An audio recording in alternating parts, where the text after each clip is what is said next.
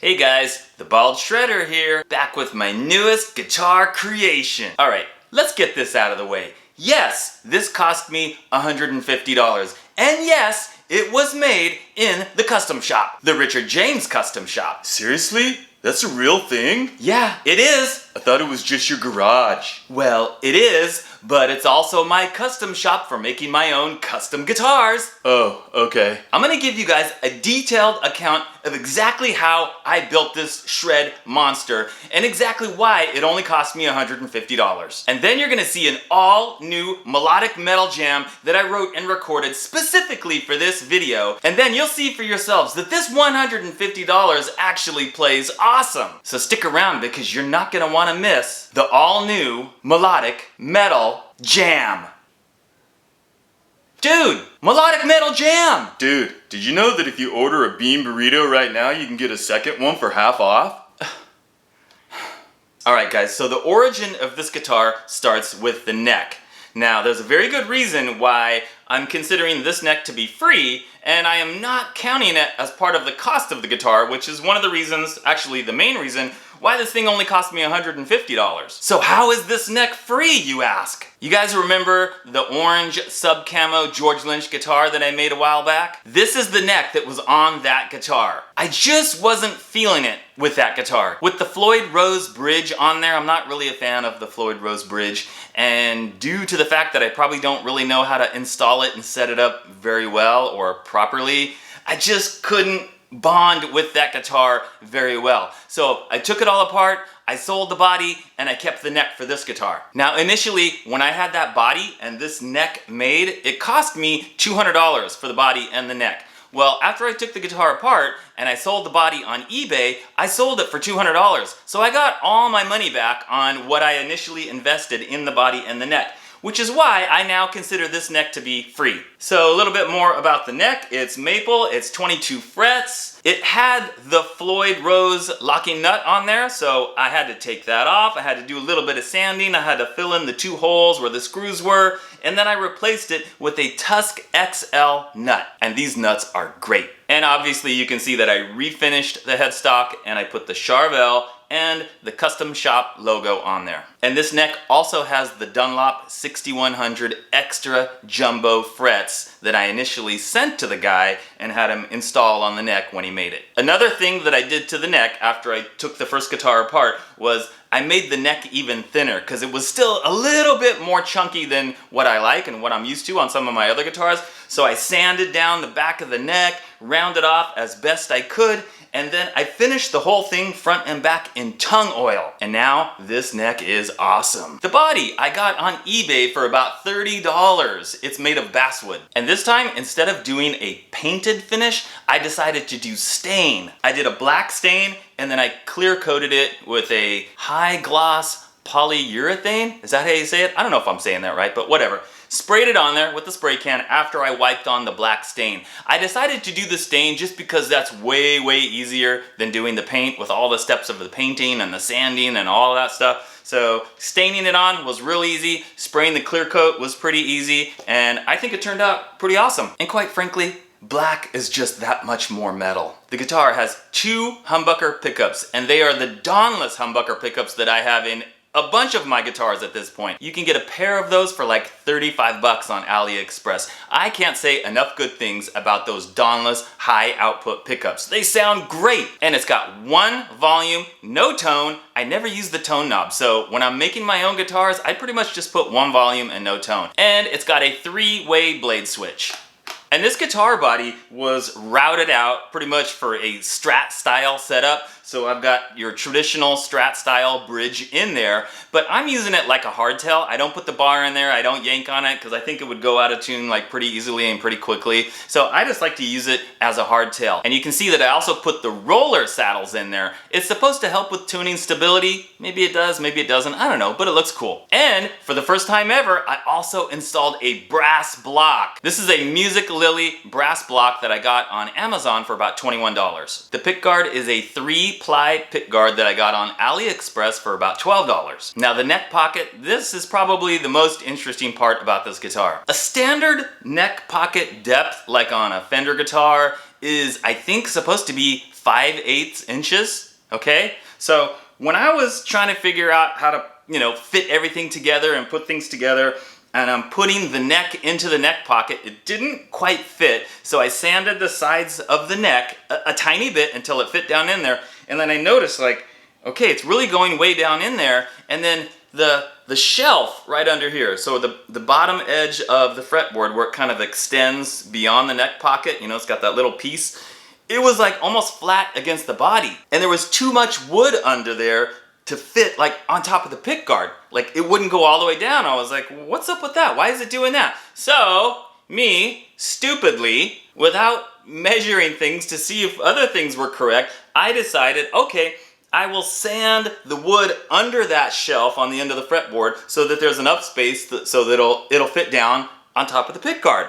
And I did that, and now it fits. When I was doing the final assembly, guys, and I've got the neck in there, I've got it bolted on, I've got the pickguard, the pickups, the bridge, and everything, and I start putting the strings on, I'm noticing that, wow, the strings are way too low. Like, the pickups aren't even high up, and they're practically on top of the pickups.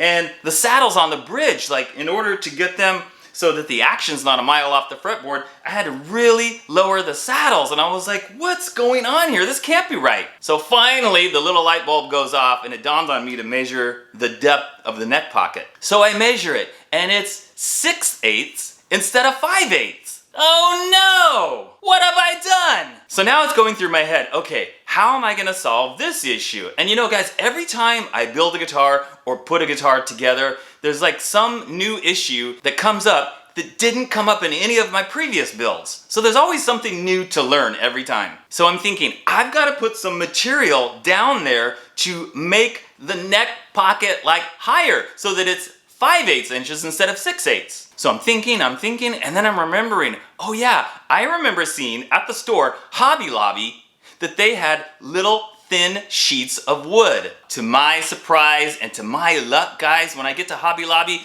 I see that they've got a piece of wood that is, wait for it, you ready? Yeah, you guessed it. It's exactly 1/8 of an inch thick. And guess what the wood's made of? Basswood, the same as the body. So what I did then was I cut the piece from that strip there, and I sanded it and cut it and shaped it until basically it was the same shape so that it would fit like right in the neck pocket, right? I mean, it's not totally perfect. If you really look closely at the edges, you're gonna see it's a tiny bit off and it doesn't line up exactly perfect. And if I suffered from OCD, it would probably drive me nuts, but thank goodness I don't. If I had known this before staining the guitar and doing the whole process, what I would have done is I would have got it as close as I could, put it in there, maybe glued it in, and then I would have put like wood filler around the edges, and then, after that dried, sanded it off so that it would have looked perfect, like it was just part of the body, and then you'd never even notice after I finished it. On the next body that I build, which will be pretty soon probably, I'll make sure that I do that in the beginning so that it looks all good. And it's not really super noticeable, like, unless I point it out to you, and unless you take a close look and you're like, oh yeah, I can see that there's a little piece of wood in there. Overall, guys, I'm pretty happy with the way it turned out, even with the little neck pocket fiasco. It's really not a big deal. It plays great, it sounds great. Dude, I can't believe you actually built your own custom shop Charvel. It's not a real Charvel. That's amazing. It's not... Okay. It is time for the Melodic Metal Jam. But before I play it, be sure to hit that subscribe button, guys. I've got a lot of cool custom guitar projects coming up soon, and you don't want to miss those. Awesome, dude. Can't wait. And stick around after the jam for a very special surprise announcement.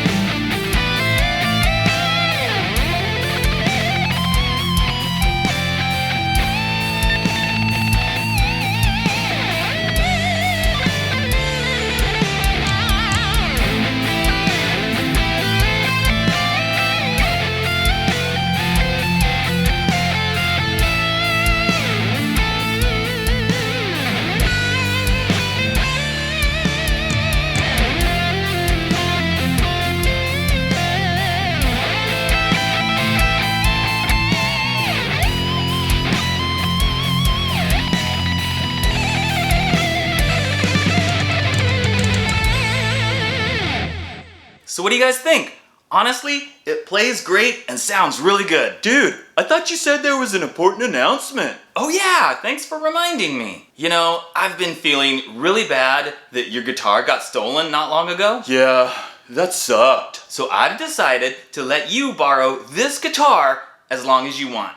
But remember, it's still technically my guitar, so you have to bring it back over here anytime I want to use it. I finally got a Charvel. It's not a real My first Charvel. Okay.